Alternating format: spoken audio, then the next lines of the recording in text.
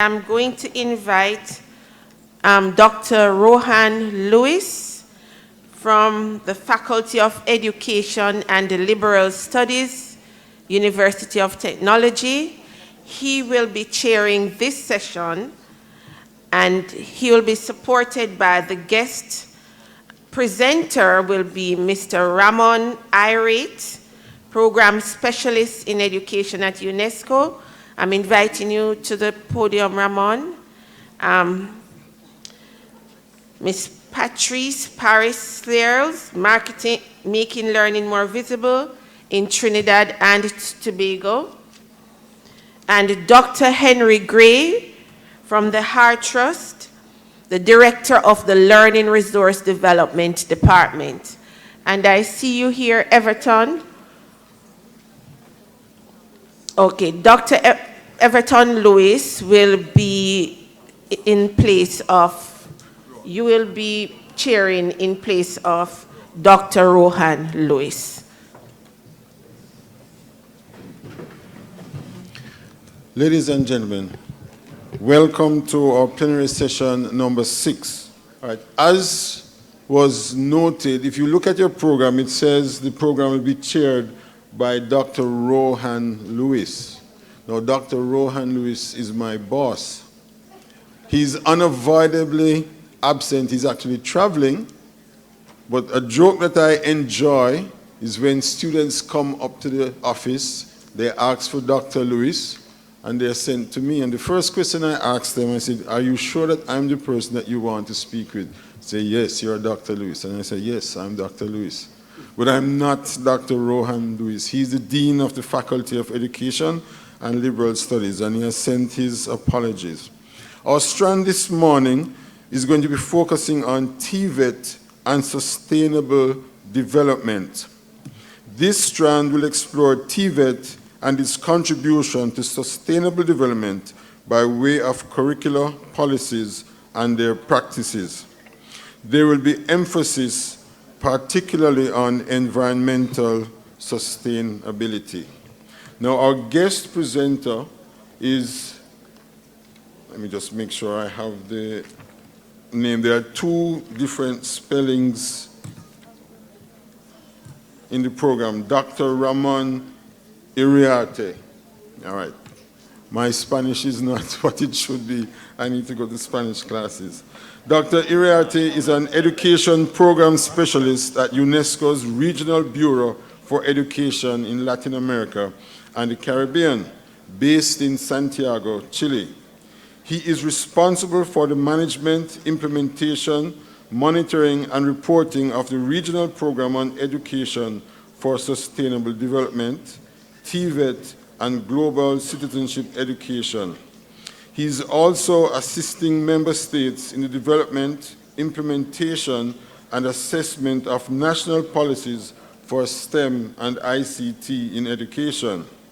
He has extensive experience in the field of education, having worked as TVET teacher, lecturing at universities, and holding several positions at the Ministry of Education and Science, the National Council of Science and Technology, and the National Agency for Evaluation and Accreditation of Higher Education in Paraguay. I'm going to invite you to join me in welcoming Dr. Iriate as our guest presenter to the microphone.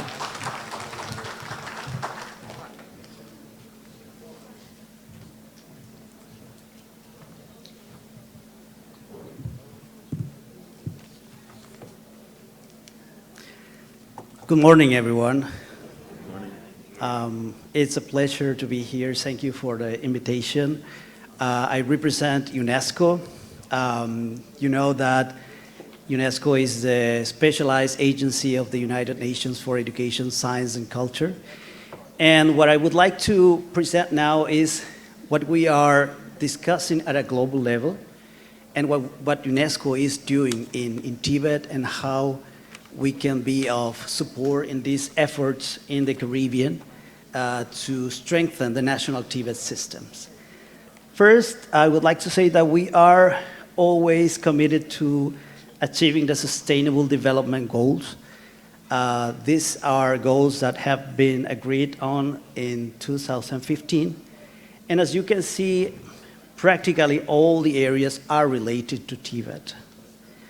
But we at UNESCO are particularly focused on Goal 4, which is related to quality education.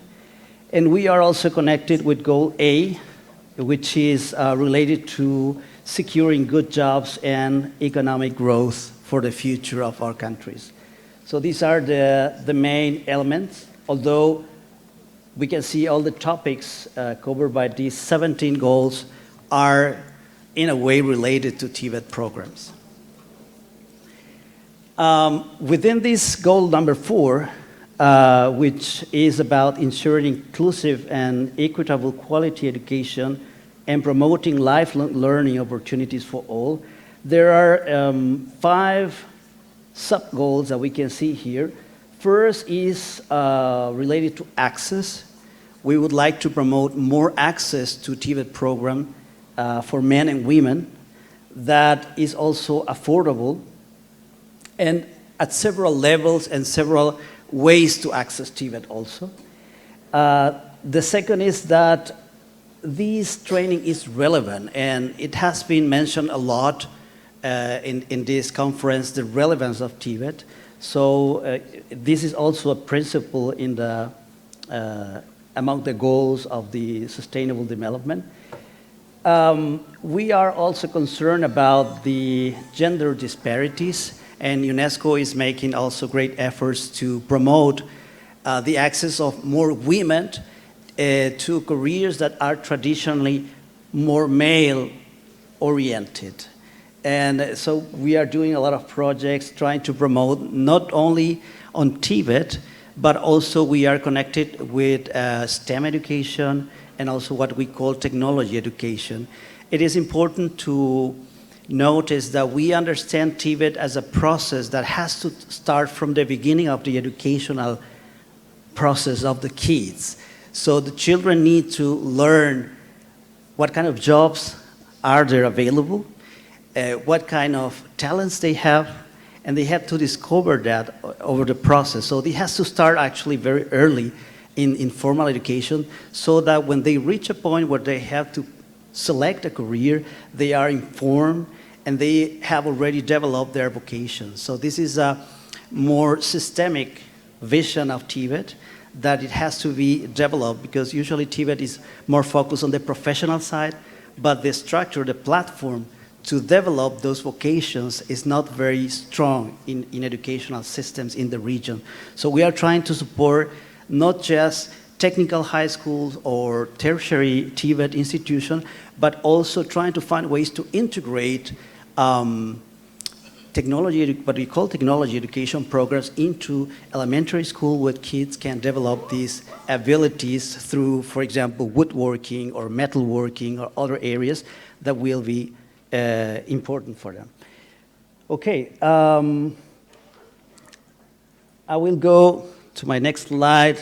I'm aware of the time too. So we have this first document that is important. I wanted to mention the recommendation concerning technical and vocational education and training that was developed by the United Nations, that was approved by UNESCO too.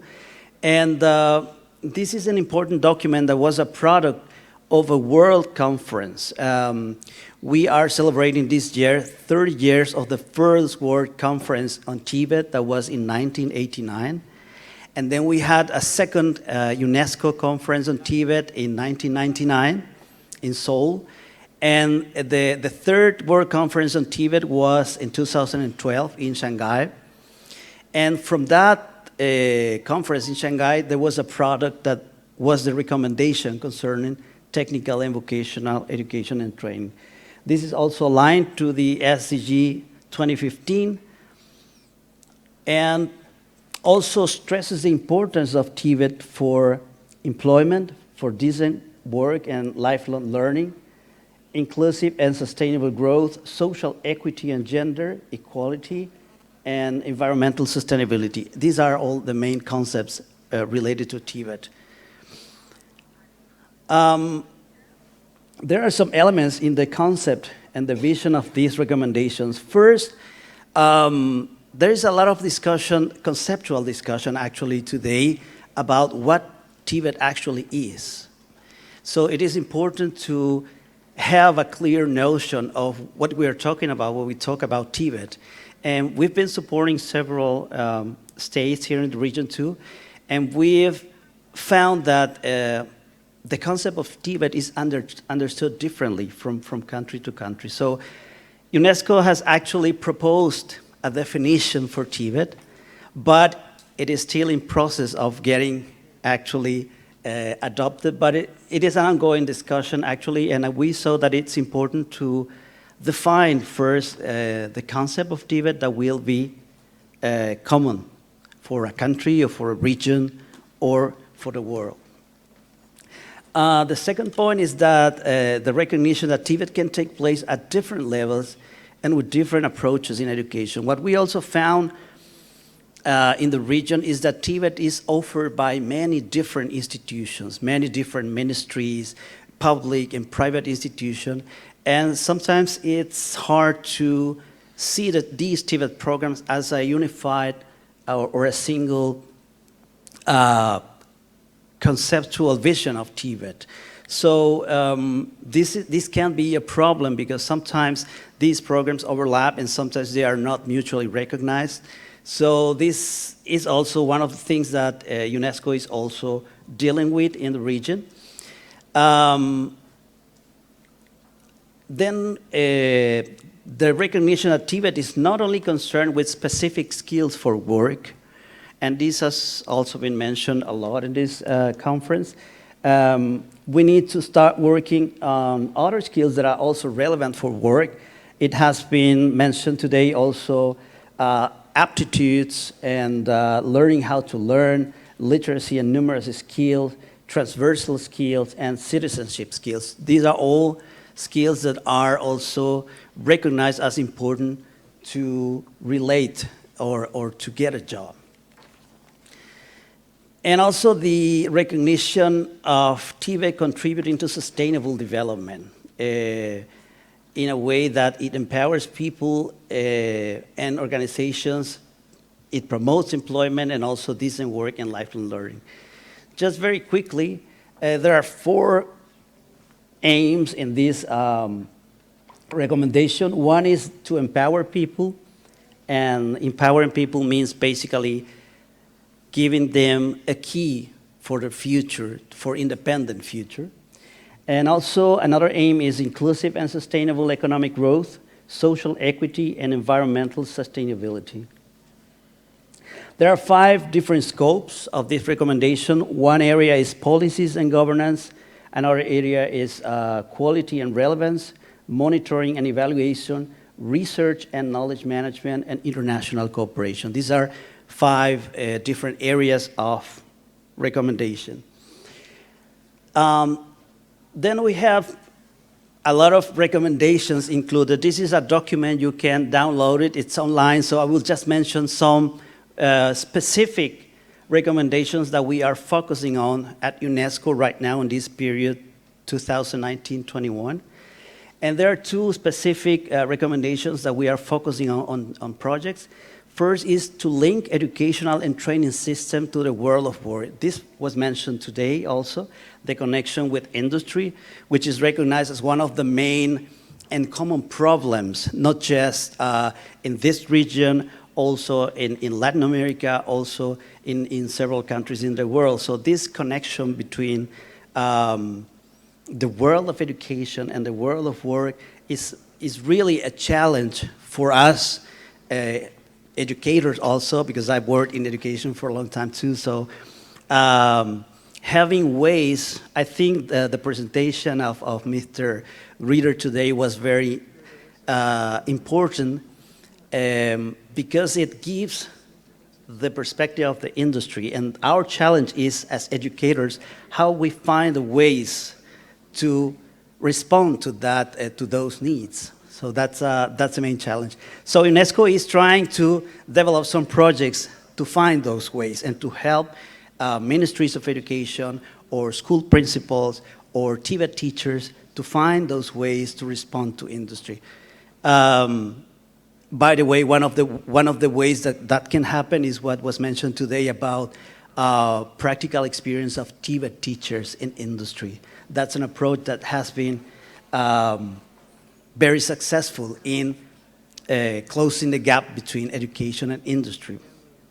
But the other element there, the other recommendation is to guarantee access of vulnerable and disadvantaged groups, marginalized persons with disabilities, indigenous people, ethnic minority groups, migrants, refugees, unemployed people, and vulnerable workers. So UNESCO's work is very much focused on these groups that are more vulnerable, and particularly today with these migration movements around the world, we are also concerned on how the qualifications of people migrating from one country to another can be recognized to get good jobs.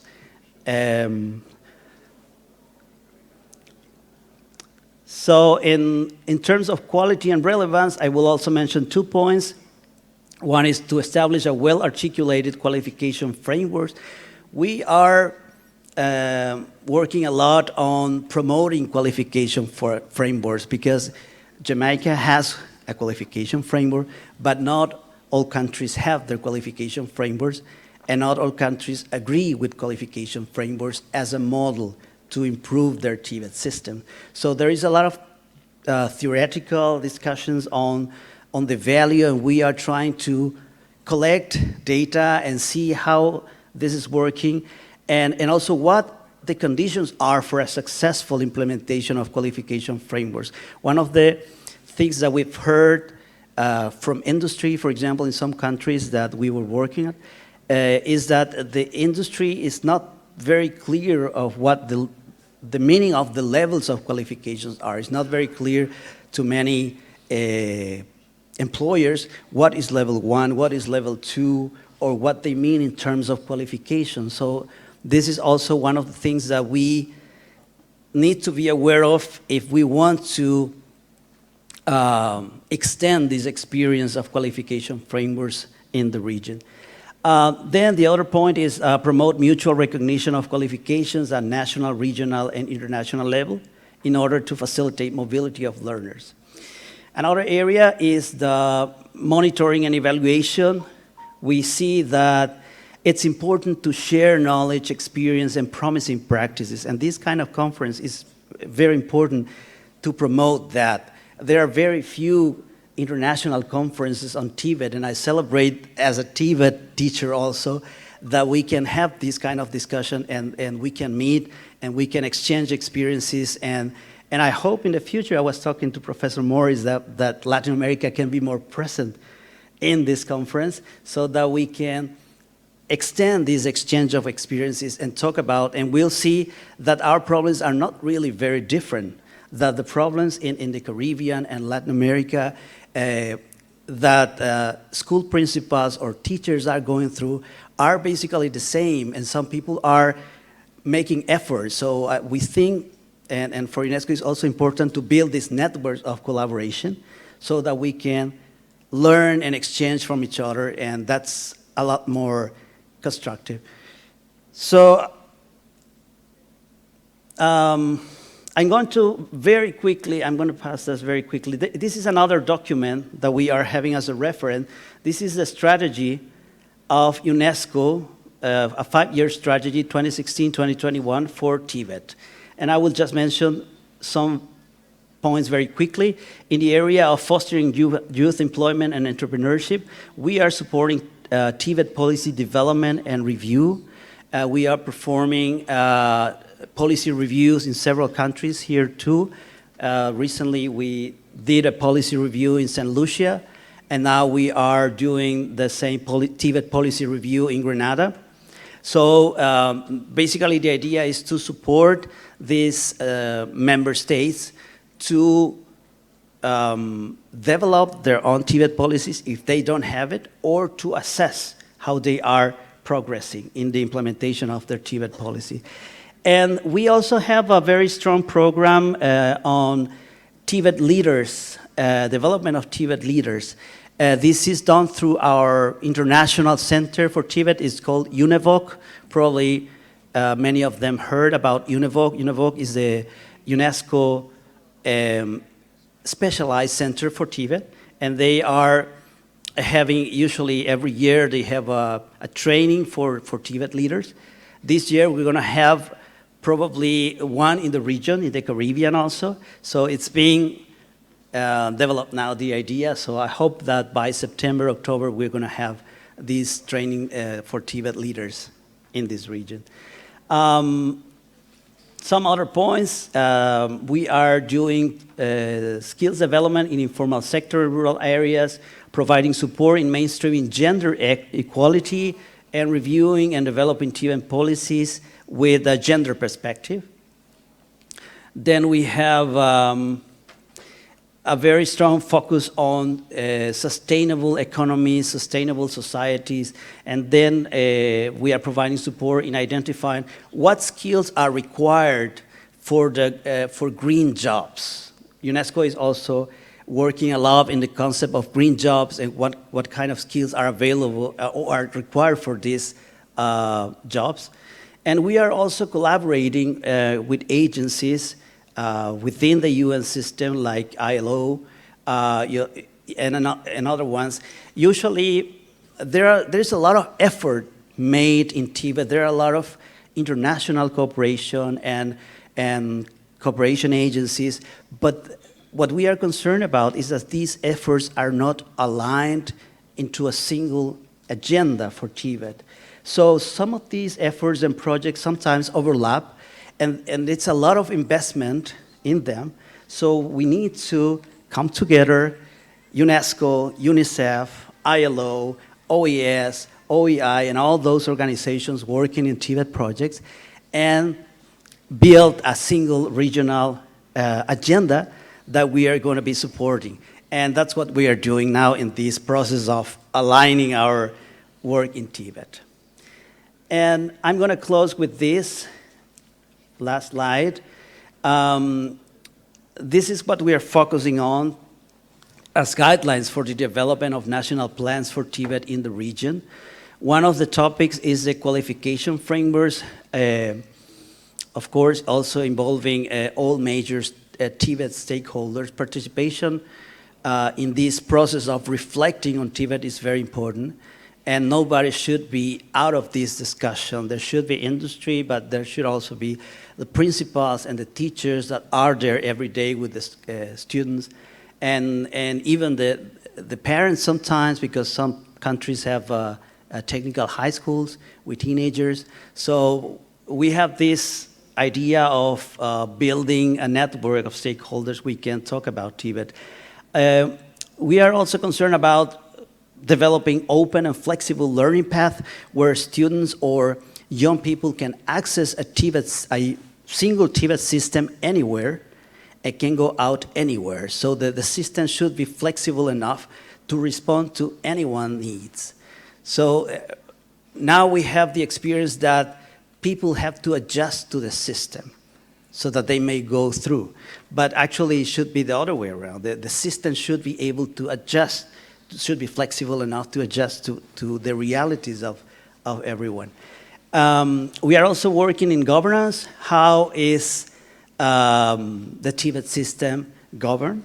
Who are the major stakeholders, and how decisions are made in this process of developing TVET? And it's also participation involved here, and it's also interministerial coordination required.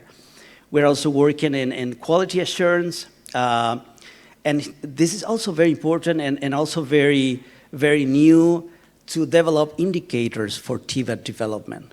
We need to develop some indicators that actually can help us see how we are growing and how we are developing in TVET, and to build specific statistics, international statistics for TVET.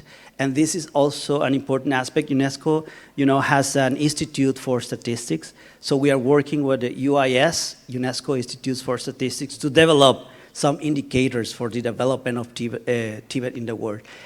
And we also need to strengthen information system. The population needs to be informed about what options they have, what kind of TVET programs are available, and what can I learn from this program, and what can I become, and what my opportunities are.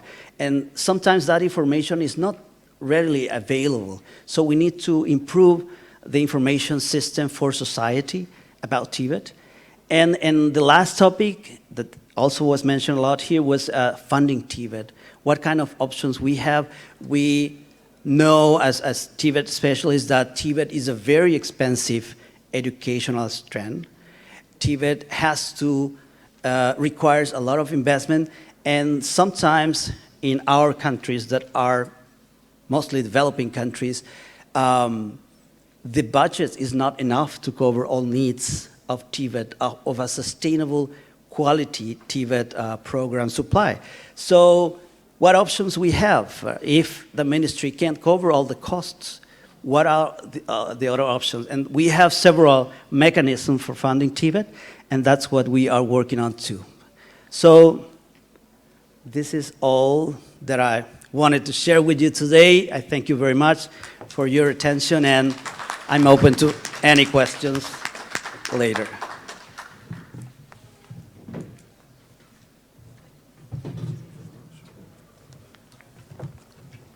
Thank you very much for that enlightening presentation, Dr. Iriate. It's good to know that we here in the Caribbean region, we are aligning our goals, our policies, and our strategies in a similar way so that they match with what UNESCO would have us to work along with. And we are very pleased to know that you have given us some information, some guidelines, and we look forward to working together. Now, I'm sure that some persons would like to ask a question or two, but we're going to hold the questions a bit and allow our two other presenters to make their presentations, and then we'll have a few minutes for question and answer. Unfortunately, we are going to be catching up with some lost time because two of our regional presenters are not here.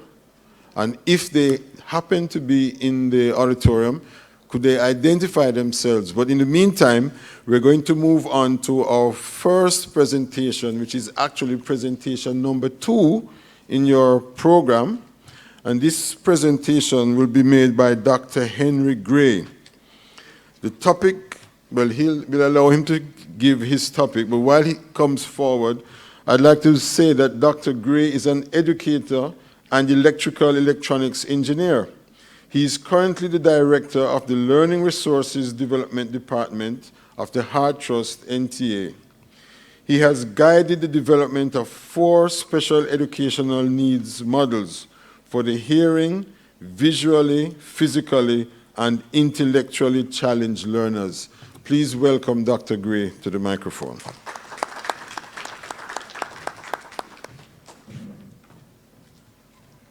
Thank you, Dr. Lewis. Good morning, everyone. Thank you for being here. This is a very important and touching presentation, I must say. Some persons will have family members who could be physically challenged or hearing impaired or visually challenged or intellectually challenged. So that's the context in which we're going to be discussing or sharing with you what we have been doing at Hart Trust NTA. So when we looked at what the 2014 disability policy said, it was approved in that year, we saw the need to be current and be supportive and also be proactive. And so we looked at a kind of a scaffold, to move learners through their zones of proximal development. And we sought to look at models that would help in the process. So I want to just mention to you the nature of the models. Dr. Lewis mentioned that there are hearing impairment, visual impairment, intellectual impairment, and physical, and also how we have been implementing them. So that's the context in which we began the work. I was completing my doctoral studies and in the area of looking at learners with disability and the technology, instructional strategies to support their learning. And I worked with my team to complete these important pieces of resources. So, the zone of proximal development, as you may well be aware, is moving learners through the different zones to ensure that they can be supported. And the scaffolding is the method that we have been using, and this model, these models are using to help them, these learners, moving through those zones. So, we must appreciate the definition because there could be several interpretations. So, what we have defined, these models are to be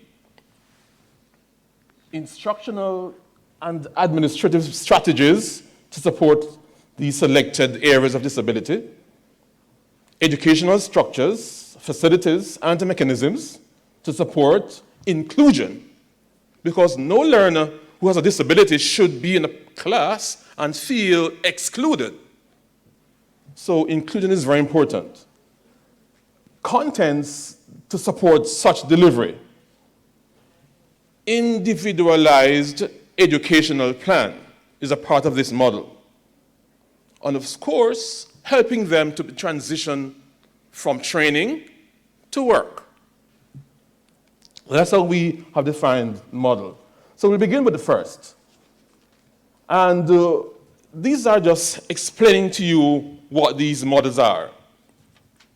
Right? So hearing impairment is a hearing loss that prevents a person from totally receiving sounds through the ear. If the loss is mild, the person has difficulty hearing faint or distant speech. There's also a person with this degree of hearing where may use hearing aid to amplify the sound. All right? Another aspect you might want to consider is that it may be conductive or sensorial, mixed or central. How we're going to be implementing would be of concern to you as well.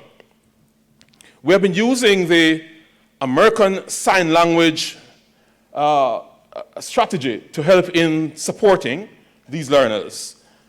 Finger spelling is another, lip reading is another, written communication using technology is another.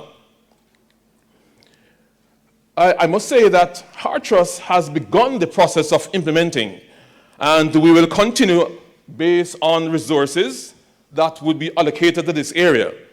So we have to be concerned about their entrance to the organization through screening and diagnostic assessment, accommodation, adaptation, modification of assessment, and that particular plan I mentioned to you before, the individualized educational plan.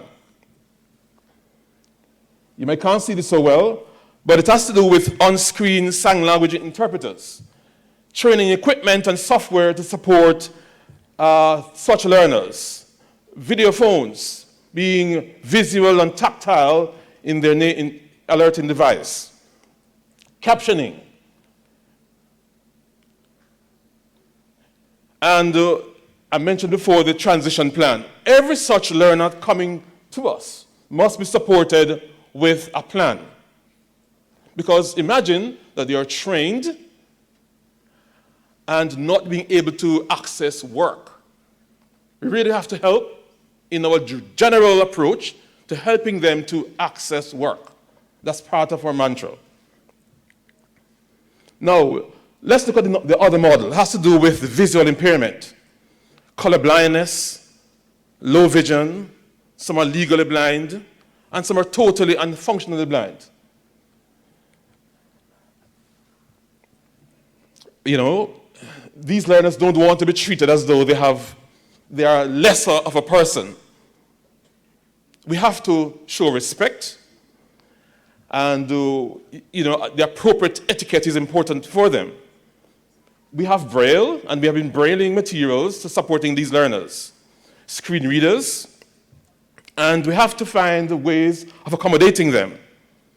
And again, ensuring that they can be transitioned from training to work.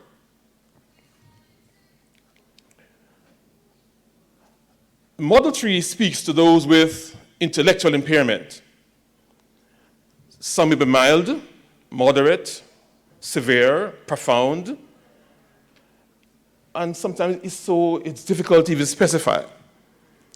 And they may have secondary disabilities such as epilepsy, ADHD, as we popularly call it, attention deficit hyperactivity disorder, cerebral palsy, impairment, and also autism.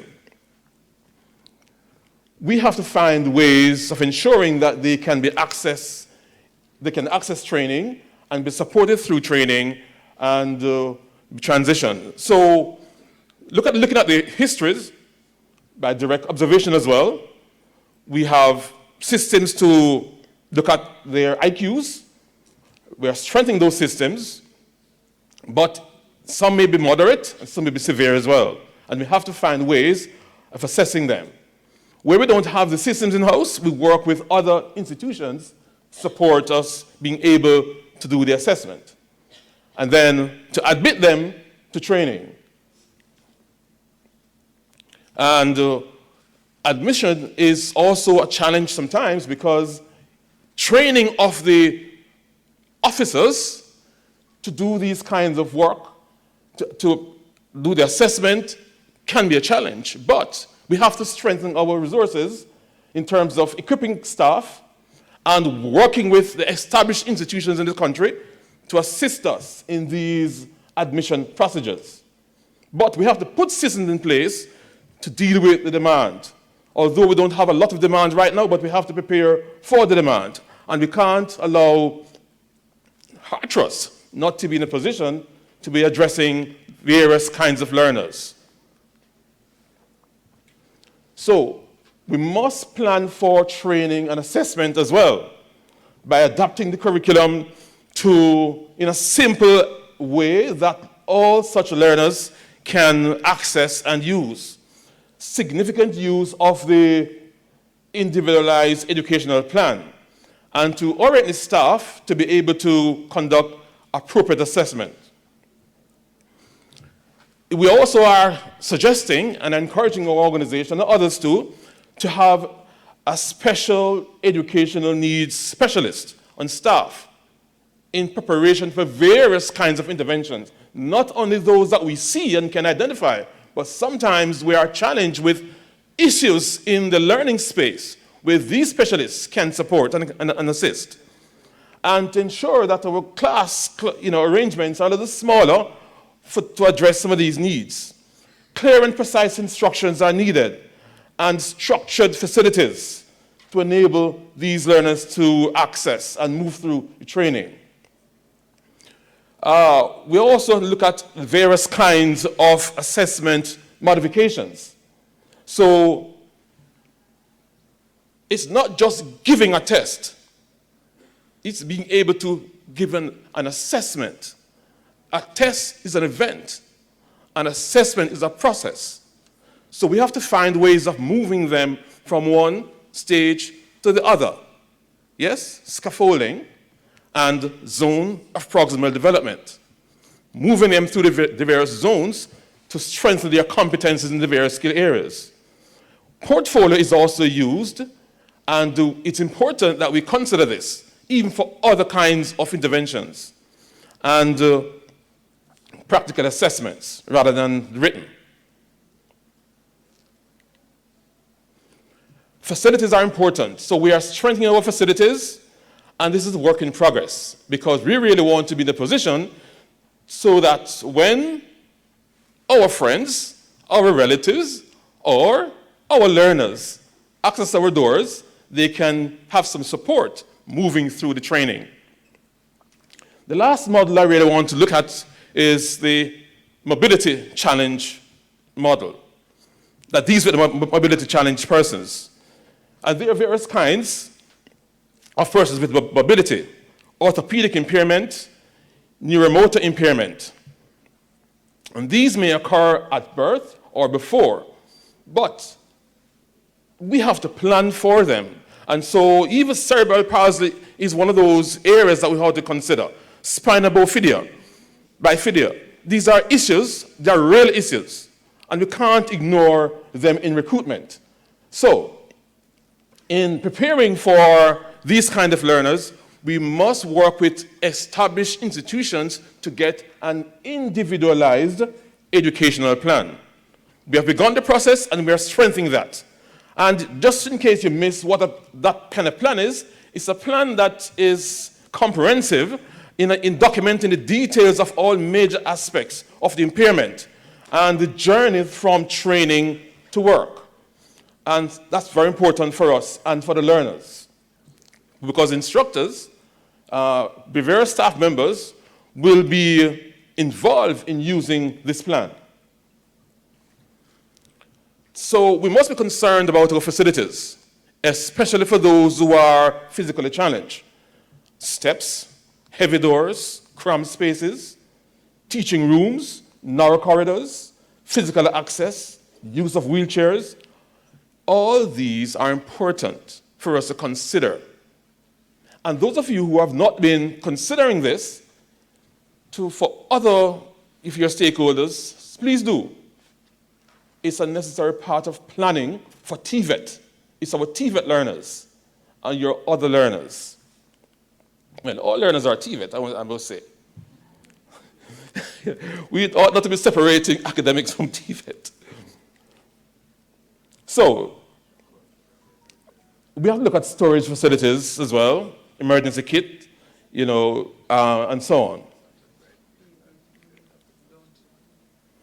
Evacuation plans.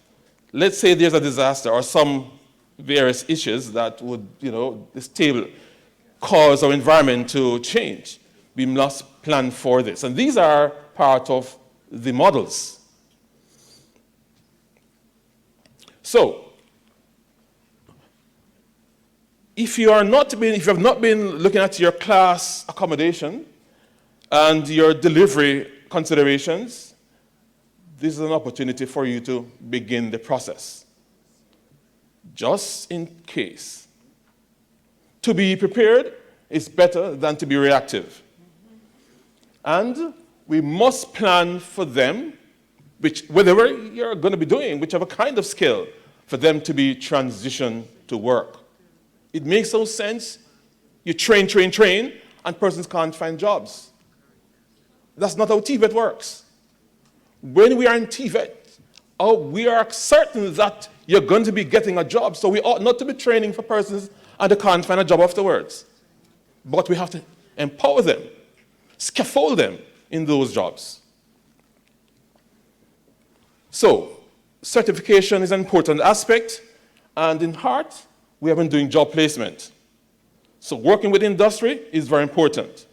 So at this point, we are still trying to make sure that these plans are relevant.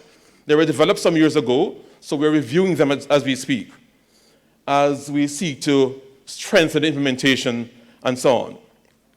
And in implementing, we must be concerned about senior management, instructional staff, the properties, the buildings, the recruitment plans. We have to be concerned about these as we try to move to ensuring that our learners are comfortable when they access our doors. And should you have further questions about these models, I'm available for comment, suggestions, and recommendations. Thank you.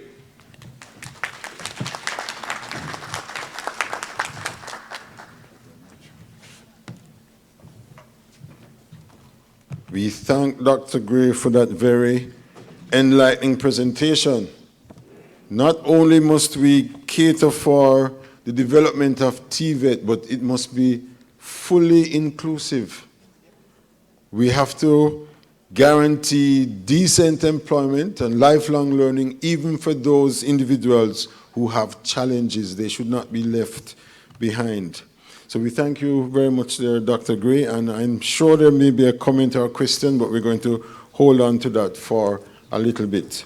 Our final presentation in this segment of the morning's program will be made by Madgerie Jameson-Charles. She does not have her colleague with her, but Dr. Charles is a coordinator of the MA in TVET and Workforce Development at the UWI School of Education, St. Augustine. She is holder of a Bachelor of Science in Psychology, a Master's of Education, Education for Employment, University of Sheffield in the UK, and a PhD in Education, Learning and Instruction in Higher Education. This is from New Zealand. She is a certified hospitality department trainer from the Education International American Hotel and Lodging.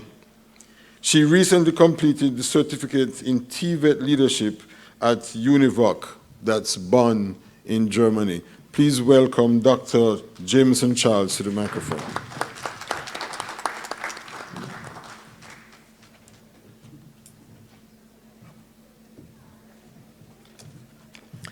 Good morning, everyone. Before I start my presentation, I want to acknowledge our colleagues from Mona, who gave us the MA TVET in the Masters of Arts in Leadership in TVET and Workforce Development for us to use at the School of Education in St. Augustine.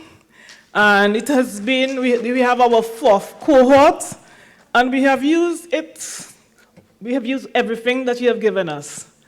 And I also want to acknowledge Mr. Davis, who started the project, who was the coordinator before me. So I am very, very new as a coordinator. And he is the one who directs the internship for School of Education. And he has been able to maintain a symbiotic relationship with all of the employers in the field. Another thing I want to do, I want to acknowledge my students, the first-year students, the 4th cohort. Everybody is here. So can you stand up? And I also have 3 past students here. Okay, they are. And I'm sure you've been seeing them around. They have been your ushers, your rapporteurs, and they were also part of the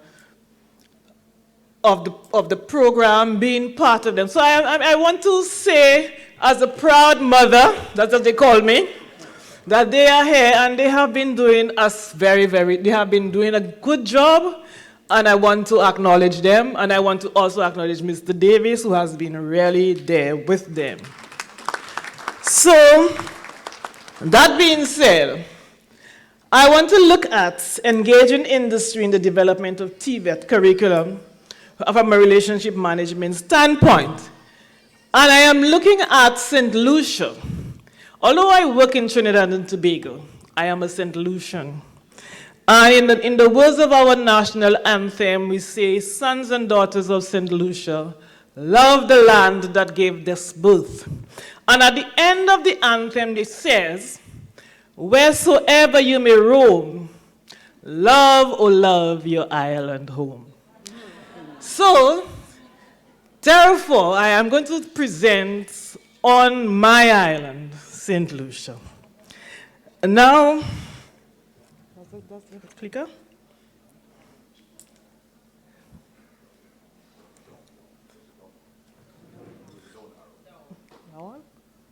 Okay, now the presentation was supposed to be with my husband, Henry Wallice Charles, who is a youth development practitioner. However, he has been engaged in the St. Martin doing some keynote address for child and youth studies. So therefore, I'm there by myself, but I hope I am going to make sure that I do justice to what he would have done. So, yesterday I listened to people speak about the importance of tourism and hospitality. And today I also heard the importance of tourism and hospitality for us in the region and beyond.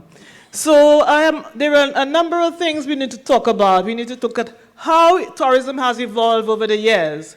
And it's also looking at this, we also see it as one of the largest industries in the world. And the data shows also that in 2017, international tourism generated 1.6 trillion in export earnings. So that's a lot, it's a big industry. So therefore, when we're looking at the forecast for 2030, where they're talking about 1.8 billion people. So the Caribbean is a place everybody wants to wants to come to. They want to enjoy our hospitality. And we speak about how the business volume of tourism is equal to or even surpasses that of the oil exports, food products, and so on. So that means tourism is big, right? It's a big thing. Everybody is into it. Everybody's into hospitality. So it also has become one of the major players in commerce and so on. So as we look at the growth, we need to understand that that we as TVET instructors, or those of us who are in the education system, need to understand that. Okay? So as tourism spread, and because it is a very dynamic industry, the last speaker earlier on spoke about how things have changed. How, technology has changed the way we look at tourism. I remember one time I went to a hotel, and when they gave me my key, and they also gave me a key on my phone. So I was able to unlock the door from using my smartphone. So I didn't have to use any of the keys or these things. I just had to go close to the door, put my smartphone next to it, and click, it was open. So what he's saying is tourism, what we saw as tourism when my mother worked in the hotel industry in the 1970s is different from now. So we as tourism, as TVET practitioners, need to be able to deal with that. So, as I said, Saint Lucian, let her inspire you. All right, I am a proud Saint Lucian. I think you have heard it in my voice already. It's a small island developed state. It's small, it's 238 square miles and a population of 170,000 people. And we have a product. One of the things, I worked on the product because I was one of the people who worked on the tourism development plan for the Ministry of Tourism. So we looked at the product, and we have weddings and we have honeymoons. We have ecotourism, we have high-end boutique destinations, and so on. And we real small, but then we powerful. So we talawa, the Jamaicans would say? Right, we small, but we talawa. Okay, so this is what, when I look at Saint Lucia, this is what the tourism employment is like. And it's growing because I heard my Prime Minister say that they were going to build 2 or 3 more hotels. So that means things are looking up. But tourism, what exactly is tourism education? And I'm looking at it from the standpoint where it came from, vocational education. But as it has evolved over time, we see changes in what tourism education is. Now I have 10 minutes where I have to go fast.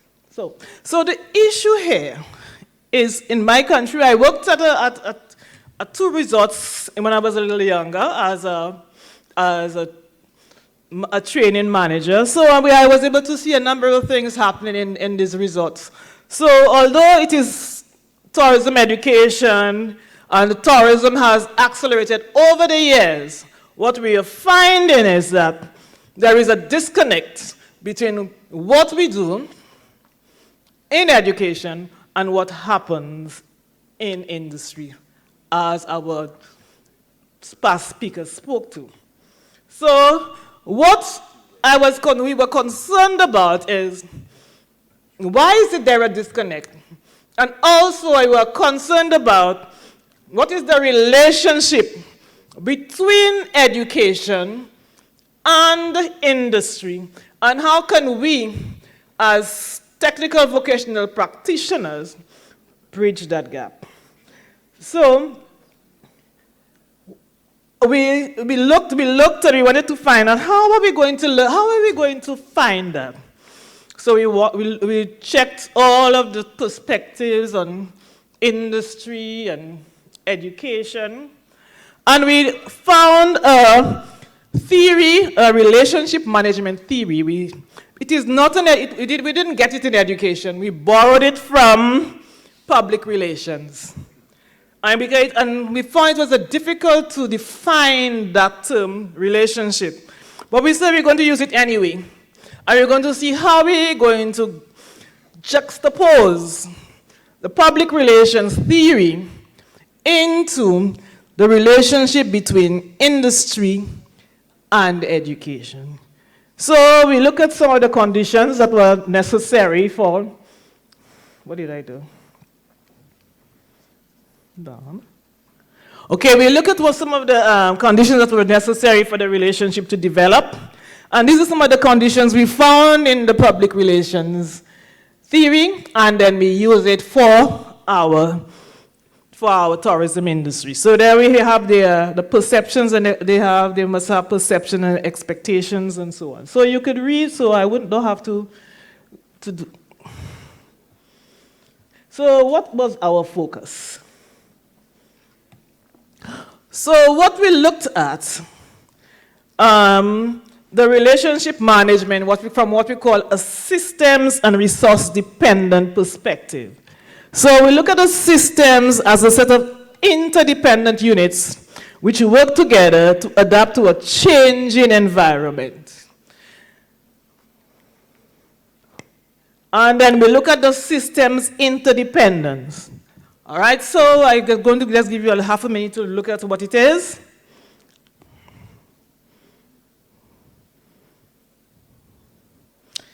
And then we look at resource dependence.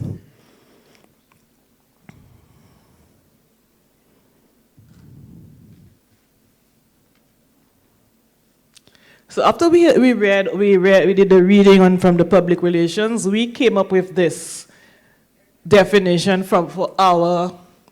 we look at the relationship that exists between the tourism sector and the education providers when there is an open or stable system that identifies the resources that are necessary for development.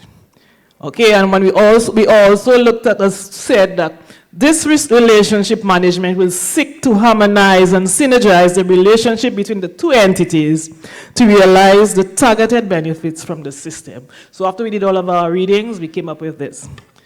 So, because one of the things is that they were saying that there is no synergy between the two. But then we wanted to find out how we could bring the two together. And we look at it from a relationship management standpoint. So these are the questions that we were trying to answer.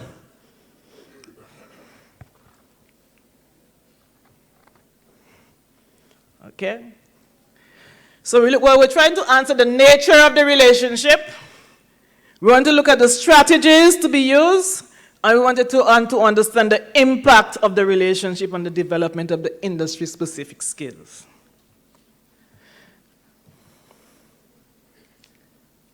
So this is our methodology. This is the methodology that we used. A summative decision-oriented evaluation approach.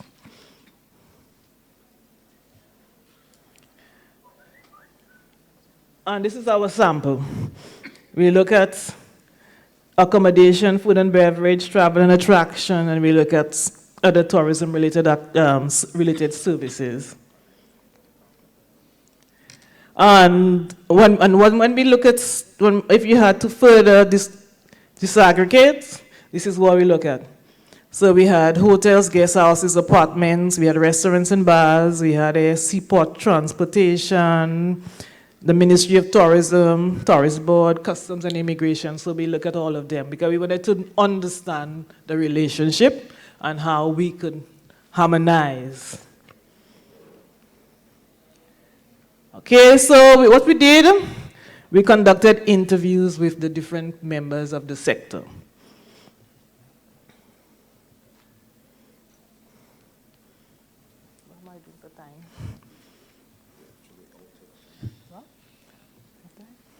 All right, so analyze the data using content analysis.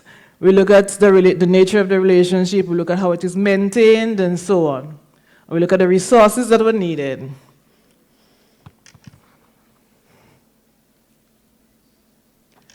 And from our data, one of the things when we ask them, what are the skills that they think that are needed?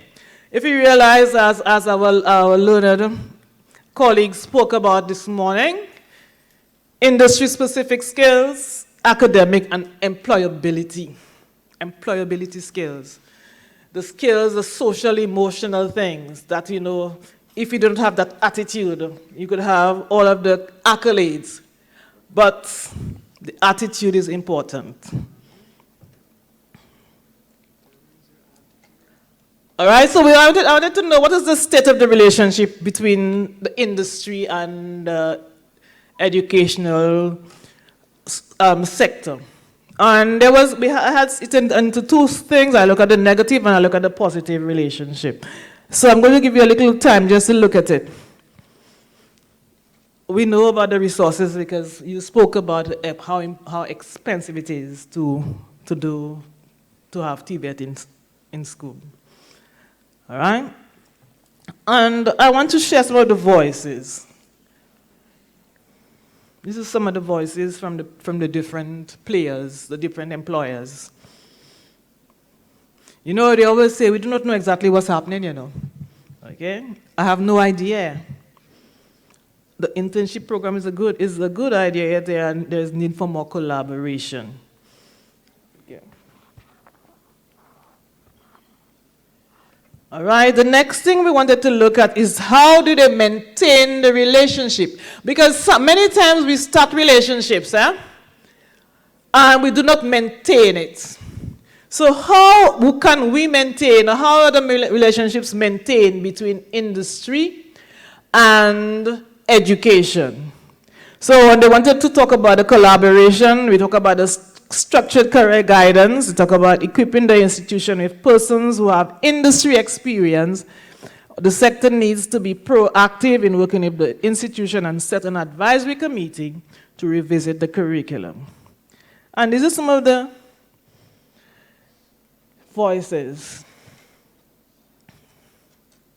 The industry must attempt to be proactive in working with the institution.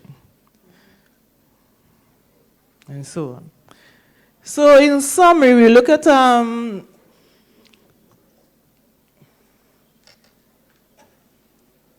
employers and the training providers are willing to develop and maintain a relationship to make training relevant to the dynamic relationship and therefore to enhance the competitive advantage of the industry. But since what is happening right now, since we were able to get that, because it is part of a bigger research project, we are engaging employers and the education sector in Saint Lucia to be able to develop and maintain that relationship.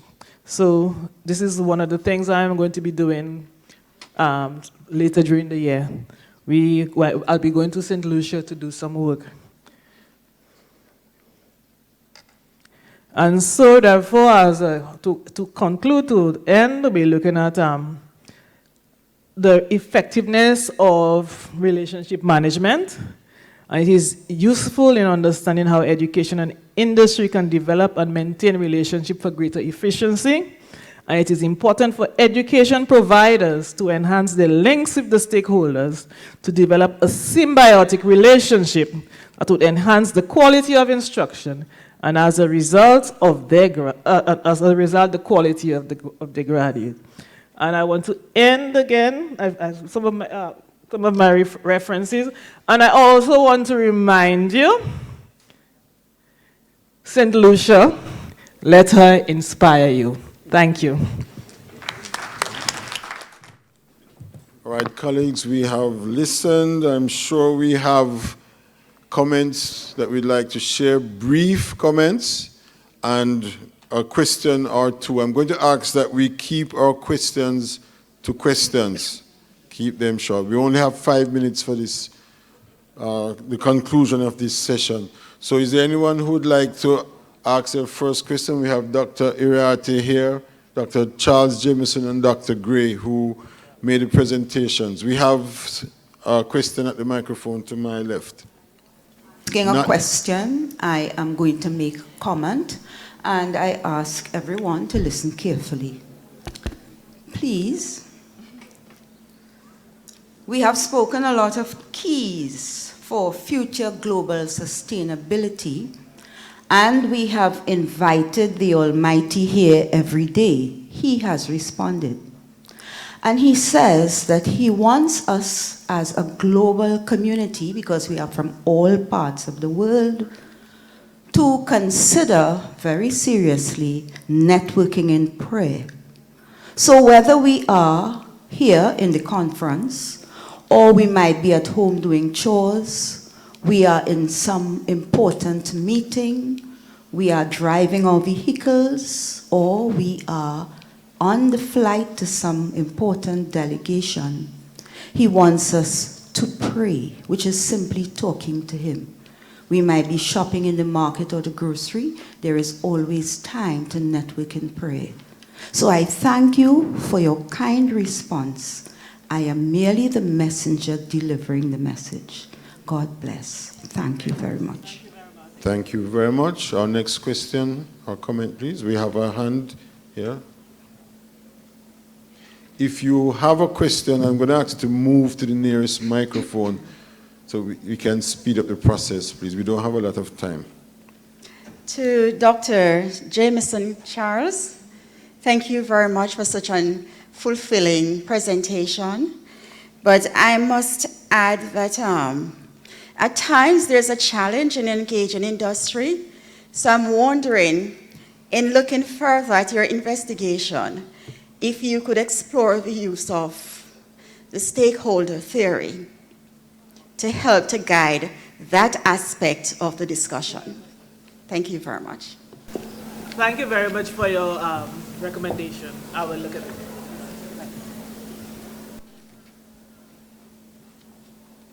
No more. Oh, one question here. Hi, good morning. Naomi Holness, Grace Kennedy. So Dr. Gray, I actually have a challenge right now trying to place an employee who has become blind. And I heard a lot about preparing them in the, in the academic institution, but I am challenged as an employer to find a fit for the right job, perhaps because I am myself not sufficiently aware of what they can do. How do we bridge the gap? Thank you for that question, Naomi. I'm sure we can have a discussion as to the strengths of the particular employee and the strengths of the employer. And we sit down and help you to find a match, a working match. Because often the facilities are being developed towards supporting our bottom line, but not so much supporting the employees.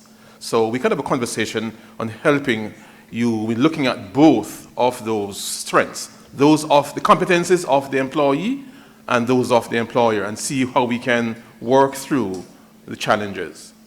So that's a service that's provided by Heart. Heart Trust. And I contact who? You can contact me. Thank you very much. Sure. All right.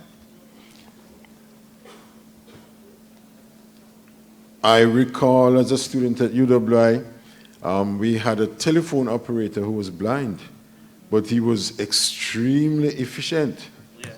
I don't know to what extent we can include all members of our society, as was brought out here. I'd also... One more comment. Just to say that we actually have a great success story at Grace Kennedy, which I'd like to replicate. So we had an employee who became blind in the 80s, and he moved out of accounting, went into telephone operating, and later on we were able to help him to transition, and he's now our resident psychologist, trained at UWI, and was one of the forerunners. So we actually have that, Very but good. I'm challenged with this one now. We commend Grace Kennedy for the action taken on their part here. Wonderful. I would also, oh, go ahead, please, I sorry. was just saying that Could you use the microphone, please?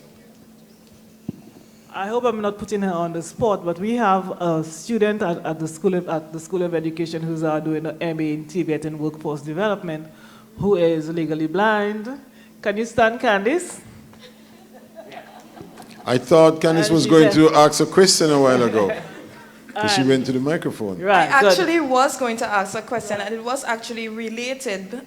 So my name is Candice John, MA TVET, St. Augustine, and I actually work at an NGO where we provide certified skills training to persons with disabilities. But part of our model, we also work with what we consider vocational rehabilitation. So persons who have acquired a disability, how you reintegrate into society and back on the workplace. So that is what I wanted to find out from Dr. Gray, if they had such a model, and maybe in some way that we could collaborate. That model seems quite interesting, and I really want to have a discussion with you concerning it.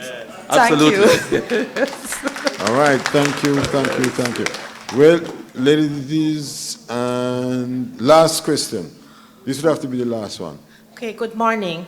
Morning. I'm Sonia Ingleton, and I'm representing the Heart Trust NTA. I work in HR, and I'd like to assure you that whether or not we have a model, we are mandated by the government in keeping with our laws, all right, our Disability Act, that we must do. So we are in preparatory stages looking at different models to see how best we can satisfy the needs of our special persons.